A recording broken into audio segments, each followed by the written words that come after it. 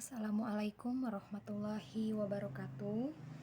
Hello everybody, how are you today? Ibu harap hari ini kita semuanya baik-baik saja dan diberikan selalu kesehatan oleh Tuhan Yang Maha Esa.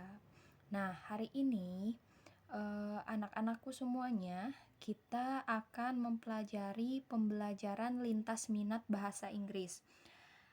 Pembelajaran hari ini, the material today is about from. Materi hari ini adalah tentang from. Ada yang sudah tahu apa itu from? Nah, from itu adalah sebuah formulir. Untuk lebih jelasnya, Ibu akan menjelaskan secara detail apa itu yang dimaksud dengan from. What is the meaning of form? Form is a document, print or electronic with space in which we can write or enter data. Jadi, form itu merupakan sebuah dokumen baik print or electronic, baik paper atau dalam bentuk elektronik yang mempunyai space nanti oleh kita diisi dengan data kita. Nah, itu namanya yang disebut dengan from. Lalu di sini ada yang namanya kind of from. Macam-macam daripada from, ya, formulir. The first, there are purchase from. Second, order from. Third, withdrawal slip. Fourth, deposit slip. Fifth, reservation form, and then the sixth, medical form. Jadi di sini ada 6 macam formulir yang harus kalian pahami. Nah, one by one I will to explanation about kind of form, ya. The first, nah di sini ada yang namanya purchase from. So what is the means about purchase from? Purchase from is a commercial document which is made by a buyer to a seller and used as a request to purchase product or service. Nah, di sini purchase from itu adalah formulir atau sebuah dokumen yang dibuat si pembeli atau penjual, ya. Nah, itu digunakan dalam sebuah bentuk jual beli, ya. Itu namanya purchase from. Nah, di sini purchase from itu merupakan sistem jual beli atau formulir di mana purchase from itu adalah tingkatan jual beli yang lebih detail dalam artian pembelian ini biasanya dilakukan oleh pihak-pihak yang memiliki kewenangan seperti halnya pihak untuk pendistribusian, ya, misalnya seperti PT yang mau membeli bahan-bahan.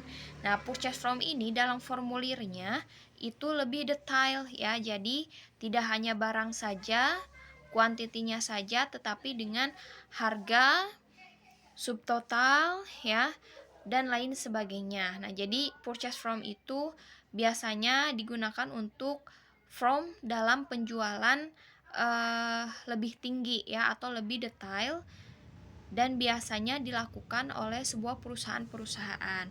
Lalu di sini ada yang kedua. Nah, di sini ada yang namanya order from. Order from is a commercial document which is filled in by customer and used to order good from a company. Nah, jadi di sini sama halnya dengan purchase from. But there is the difference. Order from itu formulir yang digunakan untuk sistem jual beli. Hanya saja order from ini digunakan untuk sistem jual beli yang biasa, ya. Jadi tidak terlalu detail. Nah, biasanya ini dilakukan atau dibuat untuk pembelian bagi personal, ya. Nah, personal di sini tidak menyangkut perusahaan yang besar dan tingkat pembeliannya pun terkategori lebih standar ya. Misalnya di sini ada contoh untuk pembelian makanan ya, atau di sini ada formulir pembelian cake order. Nah, kenapa tidak disebut sedetail purchase order? Karena di sini hanya yang dilihatkan itu sebatas jenis makanan, kualitas, price ya. Seperti itu, tidak terlalu detail seperti purchase from. Lalu ada yang ketiga. Nah, ketiga di sini ada yang namanya withdrawal slip. Apa itu artinya withdrawal slip? Nah, withdrawal slip is a page of paper which is filled in by a client before withdrawal cash from an account. The slip in general use is a bank or building society. Nah, ini biasanya you find withdrawal slip in bank ya. Kita familiar temukan ini di bank, tapi tidak hanya slip ini digunakan di bank, bisa saja dalam bentuk sebuah perusahaan yang menyediakan bentuk keuangan ya sebelum penarikan atau sebelum penyetoran itu menggunakan terlebih dahulu formulir. Nah, untuk withdrawal slip di sini artinya formulir di mana ketika kita ingin menarik ya. Intinya menarik keuangan, baik itu dalam bentuk tabungan, cek atau lain sebagainya. Itu yang disebut dengan withdrawal slip. Oke, di sini ada contoh daripada formulir ya. Untuk formulir penarikan bisa kalian nanti pahami ini dari contohnya dari salah satu bank Mandiri Syariah.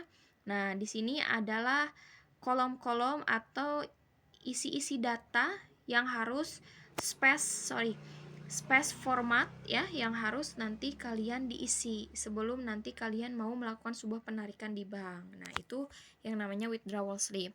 Lalu yang keempat. Nah, yang keempat di sini ada yang namanya deposit slip. Deposit slip is a page of paper which is filled in by client before depositing cash into an account. The slip is generally used as a bank and building society. Nah, jadi deposit slip itu adalah sebuah formulir yang digunakan baik di bank atau di instansi lain ataupun di perusahaan lain yang digunakan untuk penyetoran keuangan ya. Kalau tadi withdrawal slip itu untuk penarikan, kalau deposit slip itu adalah untuk penyetoran. Misalnya, if you want to save money in the bank, nah itu berarti melakukan sebuah penyetoran kita ke sebuah perusahaan. Atau misalnya kita membayar sesuatu melalui bank, nah itu akan menggunakan dulu formulir sebelum kita go to teller ya. Jadi formulirnya diisi. Nah, di sini biasanya untuk di bank tersebut selain daripada isi data kita, pasti kita melengkapi isi daripada rekening kita ya.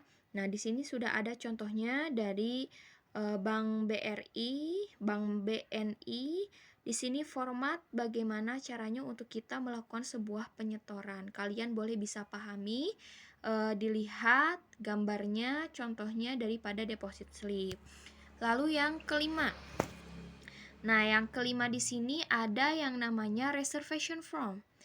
Reservation form is a form which is filled in when booking or reserving something. It can be hotel room, entertainment ticket, or etc. ya. Nah, jadi di sini ada juga yang namanya reservation form, formulir untuk pemesanan. Nah, pemesanan di sini identik lebih ke example seperti kita memesan hotel, terus memesan travel, atau mungkin memesan tiket ya. Nah, itu namanya reservation room. Nah, reservation form ya.